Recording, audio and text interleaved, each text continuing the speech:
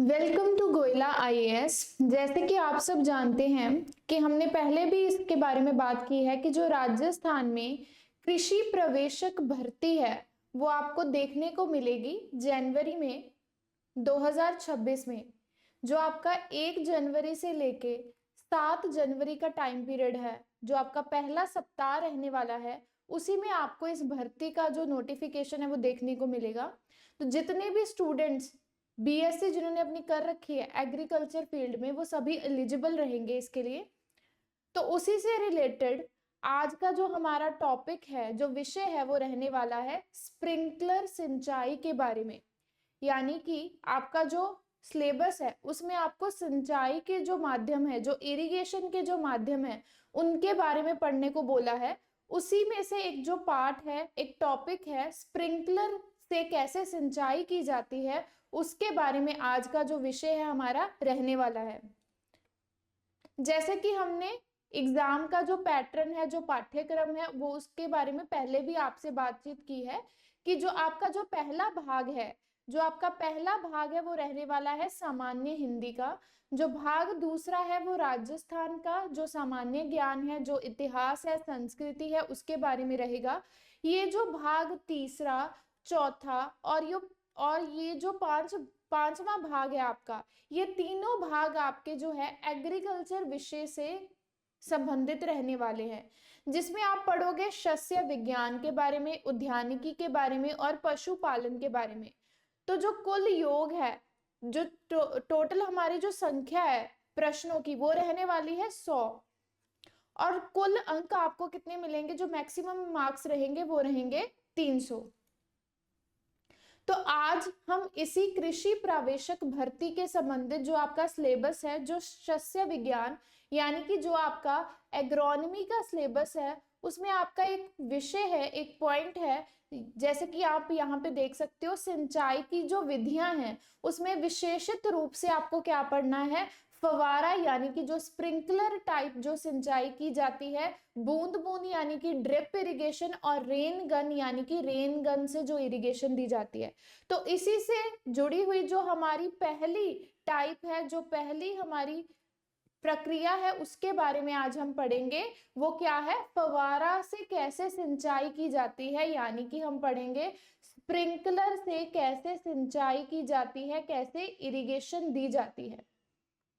तो उसके बारे में जो आज का जो आपका विषय है वो रहने वाला है।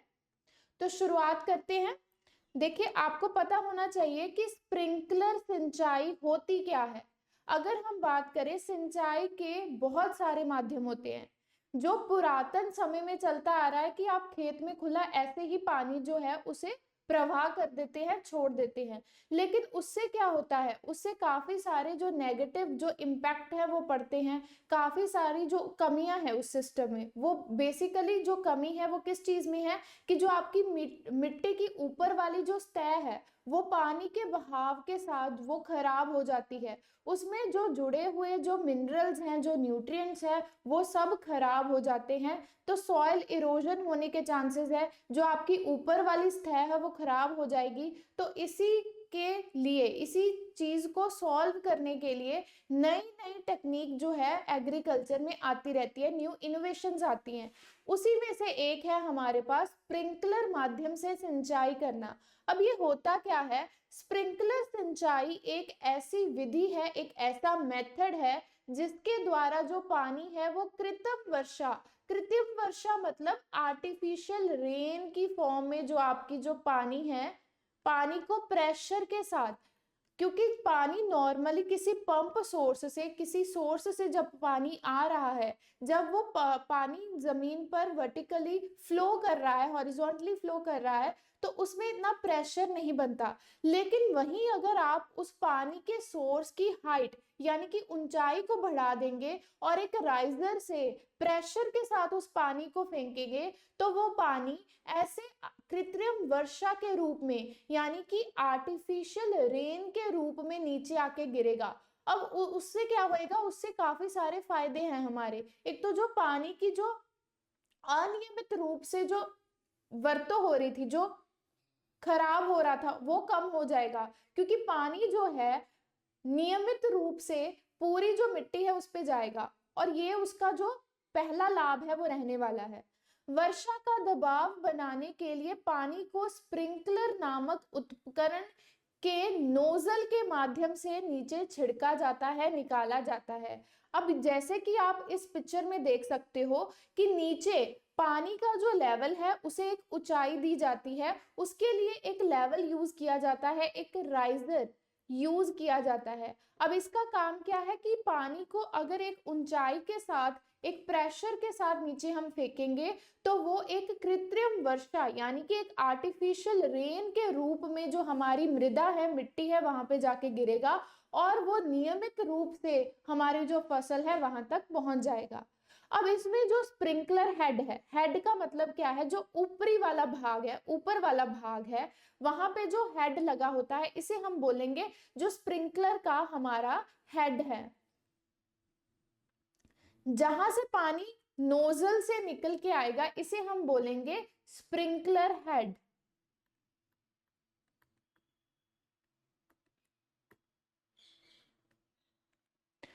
अब ये दो श्रेणियों में आता है, यानी कि दो मेजर टाइप्स में इसे हमने डिवाइड कर रखा है। एक होता है हमारे पास बड़ा स्प्रिंकलर, एक होता है छोटा स्प्रिंकलर। बड़ा स्प्रिंकलर जिसे ऊंचाई से नीचे पानी को फेंक रहे हैं, छोटा जिसकी हाइट कम है, उसके साथ इतना बड़ा जो राइजर है वो नहीं जुड़ा हुआ है।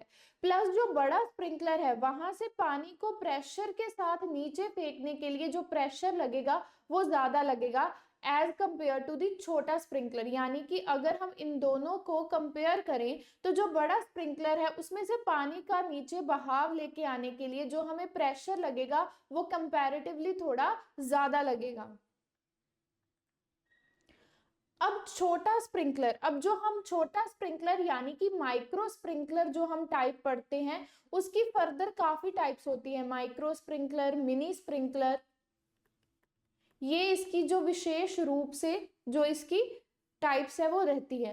अब अगर हम छोटे स्प्रिंकलरों का थ्रो का दायरा अपेक्षाकृत छोटा होता है, मतलब जो छोटा स्प्रिंकलर है जिसकी हाइट छोटी है, जिसपे राइजर नहीं लगा हुआ, जब वहां से पानी निकलेगा तो पानी का जो लास्ट ड्रॉप है, जो लास्ट बूंद है, जो मृदा यानी कि मिट्टी को छू के वापस आएगी, उसका जो रेडियस है, ये वाला जो भाग है वो छोटा रहेगा, उसका जो रेडियस है वो छोटा रहेगा।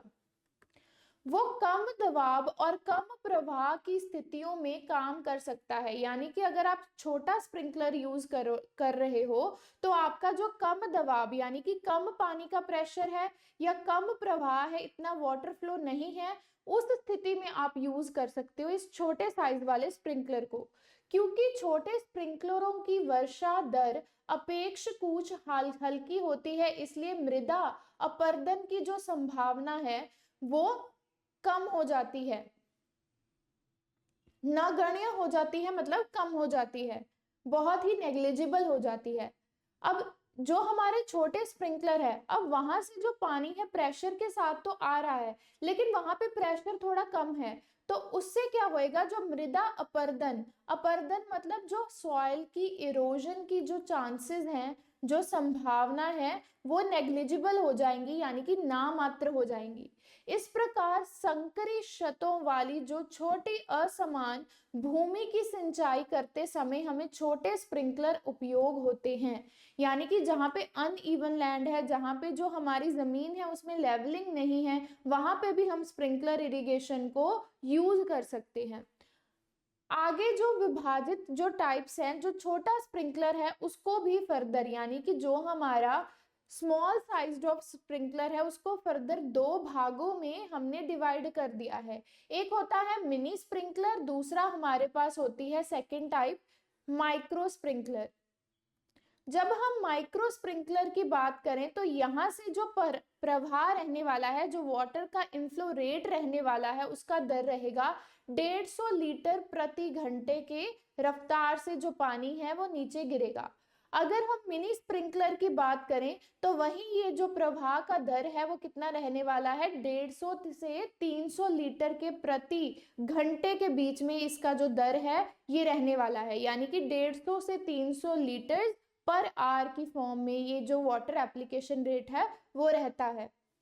अब जो हमारी समझने वाली बात है, इसकी जो मूलभूत शब्दावली है, यानी कि जो बेसिक टर्मिनोलॉजी है, अब आपको क्या समझना है, जैसे ये हमारा जो स्प्रिंकलर है, ये उसका क्या है, हेड है, ये उसका हेड है, जहां से जो पानी का फ्लो है वो आगे नीचे गिरेगा आर्टिफिशियल रेन की फॉर्म में, यानी कि एक कृत्रिम वर्षा की फॉर्म में नीचे गिरने वाला है।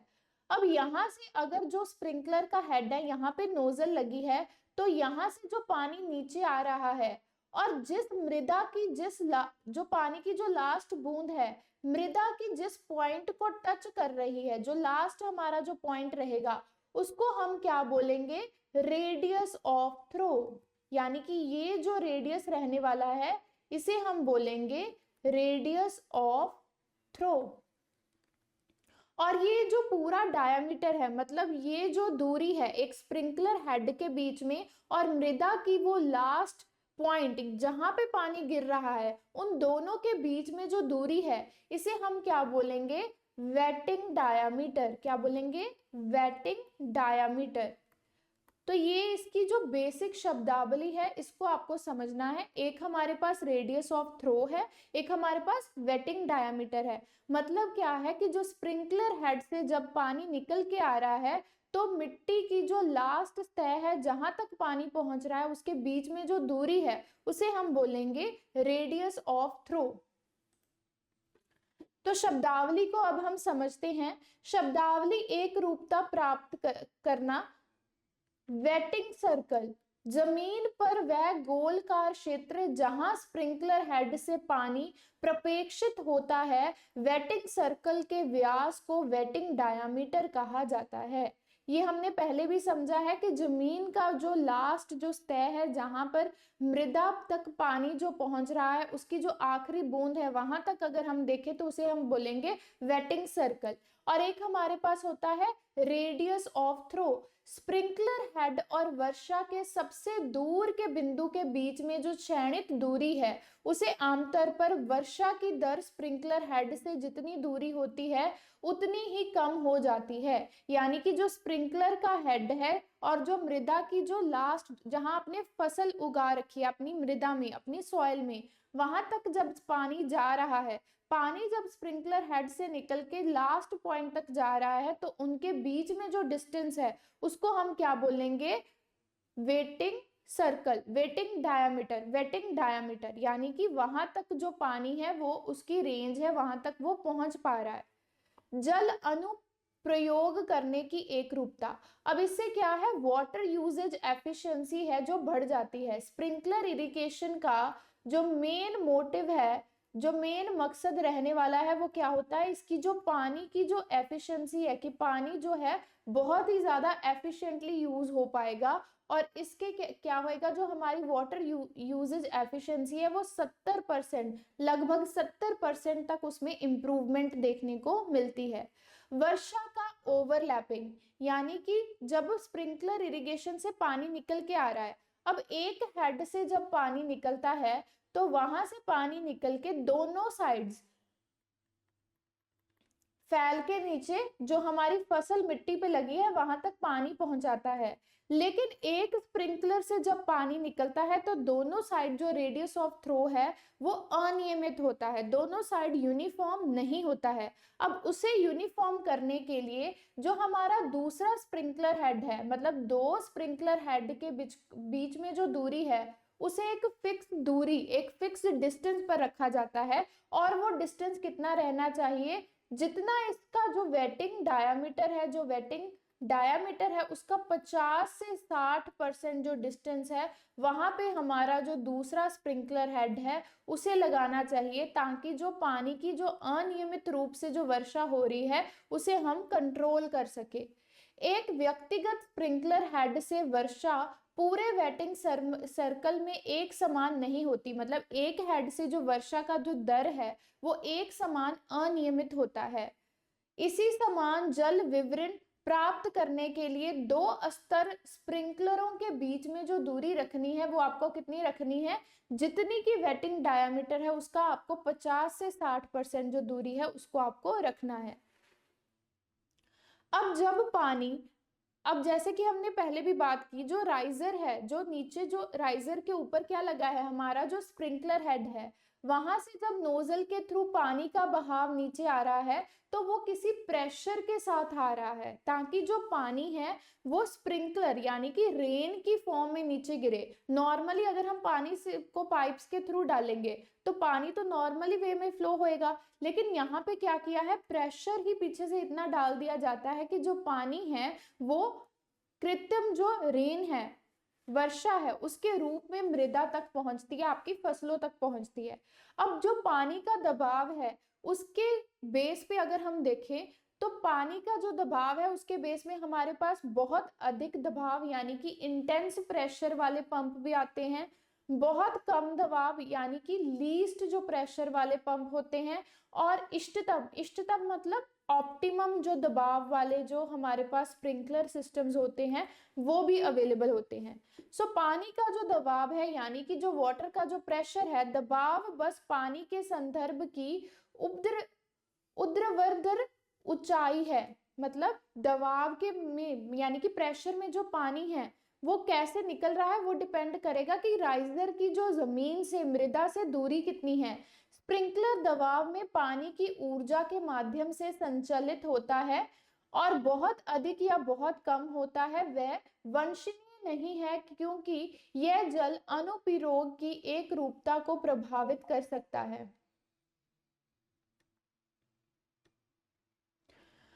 बहुत अधिक दबाव से जब पानी गिरेगा तो बहुत ही ज्यादा प्रेशर से नीचे गिरेगा, और जब हम ऑप्टिमम लेवल से, मतलब जो हमारा जो फसलों में लगता है वो ऑप्टिमम लेवल वाला जो दबाव है, जो प्रेशर है, उससे पानी को छोड़ा जाता है ताकि फसलों को नियमित रूप से जो जल है वो निर्वाहित हो सके, मिल सके। जल निर्वहन प्रवाह का जो दर है एक विशिष्ट अवधि के एकत्र किए गए पानी का जो मात्रा है उसे हम कैसे काउंट करते हैं, लीटर्स पर सेकंड में। मतलब जब स्प्रिंकलर हेड से जो पानी निकला नीचे मृदा तक वो पहुंचा है तो उसमें जो हमारी जो कितना पानी नीचे पहुंच चुका है, कितना पानी जमीन तक पहुंच चुका है, उसे नापने का जो हमारा मेजरमेंट रहता है वो क्या रहता है, लीटर्स पर सेकंड की फॉर्म में रहता है, कि कितने लीटर कितने सेकंड में नीचे ट्रांसफर हो रहा है। वर्षा का जो दर है, एक तित्र पानी की जो औसत ऊंचाई है उसे हम मिलीमीटर प्रति घंटे में भी मापा जा सकता है। अगर हम स्प्रिंकलर सिस्टम से की संरचना की बात करें कि स्प्रिंकलर सिस्टम से कैसे जो सिंचाई है वो की जाती है, उसके जो मुख्य जो भाग है, जो पार्ट्स है, उनकी अगर हम बात करें तो जल वितरण के लिए फील्ड नियंत्रण वाल्व यानी कि फील्ड कंट्रोल वाल्व लगाई जाती है, जहां से जो पानी का जो बहाव है वो कंट्रोल किया जाता है। एक हमारे पास कनेक्शन पाइप होती है जिसका काम क्या है, पानी को जो मेन सोर्स है वहां से लेके लेटरल लाइंस तक सप्लाई करना। एक हमारे पास यहाँ पे मेन लाइन होएगी जहां से पानी आ रहा है पानी के सोर्स से। एक हमारे पास राइजर पाइप होता है, राइजर मतलब जो हाइट प्रोवाइड करता है ताकि जो पानी है वो एक हाइट के साथ, एक प्रेशर के साथ नीचे आर्टिफिशियल रेन की फॉर्म में नीचे गिरे। स्प्रिंकलर का एक हेड होता है, वो भी दो टाइप्स का होता है, एक रोटेटिंग टाइप का होता है जो रिवॉल्व कर सकता है, घूम सकता है, एक होता है फिक्स्ड टाइप का। तो जल अधिग्रहण करने के लिए एक हमारे पास जल स्तोत्र होता है जहां से जल जो है निकल के आ रहा है। एक हमारे पास ट्रांसमिशन पाइप होएगी, एक स्टोरेज टैंक, एक वितरण पाइप, एक मुख्य नियंत्रण वाल्व। तो ये काम कैसे करता है, जैसे कि आप देख सकते हैं कि ये हमारे पास जल का कोई स्तोत्र है यानी कि ये हमारे पास वाटर का कोई सोर्स है। यहाँ से हमारी जो ट्रांसमिशन की पाइप है वो जा रही है, यहाँ पे हमारा स्टोरेज टैंक है जहाँ पे टेम्परेरी हमने वाटर को स्टोर कर लिया है।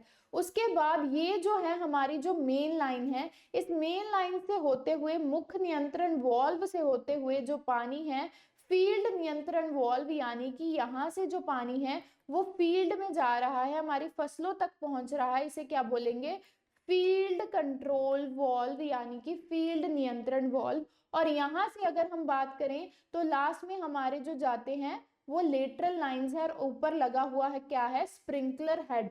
और वहां से पानी जो है वो निकल के आएगा किसकी फॉर्म में, एक कृत्रिम वर्षा की फॉर्म में, यानी कि एक आर्टिफिशियल रेन की फॉर्म में जो हमारी मृदा है वहां तक पहुंच जाएगा। अगर आप चाहते हैं कि हम ऐसे ही आपके लिए इंटरेस्टिंग टॉपिक्स को लेके आए तो उसके लिए आपको क्या करना है, हमारी टेस्ट सीरीज है, हमारा बैच है, उसमें क्या होएगा, जो आपका राजस्थान स्टाफ सिलेक्शन बोर्ड का जो कृषि प्रवेशक भर्ती है उसमें चाहे जो भी भाग हैं, जो भाग पहला दूसरा तीसरा उसको भी हम कवर करवाएंगे, प्लस जो आपका एग्रीकल्चर का पार्ट है वो भी कवर हो जाएगा। तो इसके लिए अगर आप टेस्ट सीरीज लेते हैं तो उसमें आपके जो मल्टीपल चॉइस क्वेश्चंस है उसकी हम प्रैक्टिस करवाएंगे, वो आपको पड़ेगा 999 रुपीज में। ऑफलाइन का जो प्राइस है वो 2999 रहने वाला है। अगर आप संपूर्ण बैच लेते हैं, अगर आप कंप्लीट बैच लेते हैं तो उसके आपको क्या बेनिफिट है, इसी में आपको टेस्ट सीरीज मिल जाएंगी, पूरे आपके जो स्टडी लेक्चर्स है वो भी कवर हो जाएंगे, प्लस आपको नोट्स भी प्रोवाइड होंगे। तो हमारा जो पूरा बैच है वो शुरू होने जा रहा है, जिसमें हम इसी तरीके से आपके जो सारे विषय हैं उनको कवर करवाएंगे। अब आपको ये नोटिफिकेशन 1 से 7 जनवरी के बीच में देखने को मिल जाएगा, तो आपको जल्दी से जल्दी बैच में एनरोल करना है, अपनी तैयारी की जो शुरुआत है उसको करना है। जैसे कि आप देख सकते हैं ये हमारे ही इंस्टीट्यूट से पढ़े हुए स्टूडेंट्स हैं जो कि हायर पोस्ट पे डेजिग्नेटेड ने, मयंक मुदगिल जो कि आईपीएस हैं, आकृति सेठी जो कि आईएएस हैं और महक स्वामी जो कि आईपीएस हैं। तो अगर आपका भी सपना है कि आपको गवर्नमेंट जॉब क्रैक करनी है, आप भी कृषि प्रवेशक भर्ती में आपका इंटरेस्ट है, आपकी फील्ड जो है वो एग्रीकल्चर है, तो अभी जाके हमारे आपको बैच में एनरोल करना है। अब इस बैच को अगर आप लेते हो तो इसमें आपका जो संपूर्ण जो भाग है, जो पहले दूसरे तीसरे भाग है उसको भी हम कवर करवाएंगे। इसमें आपको टेस्ट सीरीज मिल रही है, स्टडी लेक्चर्स मिलेंगे आपको इसमें, प्लस आपको क्या मिलेगा, इसमें जो हम लेक्चर्स हैं उसको कंसेप्चुअली पूरा कवर करवाएंगे, जितने भी विषय हैं इसमें पूरे आपके कवर हो जाएंगे। तो अभी जाके आपको बैच में एनरोल करना है, क्योंकि इसका जो नोटिफिकेशन है आलोक राज जी ने पहले ही बोल दिया है 1 से 7 जनवरी के बीच में आपको देखने को मिल जाएगा, और इसका जो पेपर है वो आपको मई जून में देखने को मिल जाएगा, इसी साइकिल में ये हो जाएगा, अप्रैल मई का जो पैटर्न रहने वाला है। तो अभी से आपको जो अपनी प्रेपरेशन है उसकी शुरुआत करनी है। अब आप हमसे कांटेक्ट कैसे कर सकते हैं, हमारा जो इंस्टीट्यूट है खरड़ में है, जहां पे आके ऑफलाइन आप लर्निंग कर सकते हो। आपको अभी जाके हमारे टेलीग्राम चैनल के साथ जुड़ना है जो कि है राज आरएसएस बी एग्री, और इस टेलीग्राम चैनल को ज्वाइन करने के लिए, ज्वाइन करने के जो फायदे हैं आपको क्या रहने वाले, इसमें जितने भी हम वीडियो लेक्चर्स हैं उनको अपलोड करेंगे, प्लस एग्जाम रिलेटेड आपको सारे अपडेट्स यहीं पे मिल जाएंगे। नीचे हमारा व्हाट्सएप नंबर प्रोवाइडेड है, इस पे आप कांटेक्ट करो, आपको बैच के रिलेटेड सारी इंफॉर्मेशन मिल जाएगी अगर आपको बैच ज्वाइन करना है। तो इसी के साथ आज का जो हमारा लेक्चर है यहीं पे खत्म होता है। नेक्स्ट लेक्चर में हम और भी जो इंटरेस्टिंग टॉपिक्स हैं उनको आपके साथ डिस्कस करेंगे।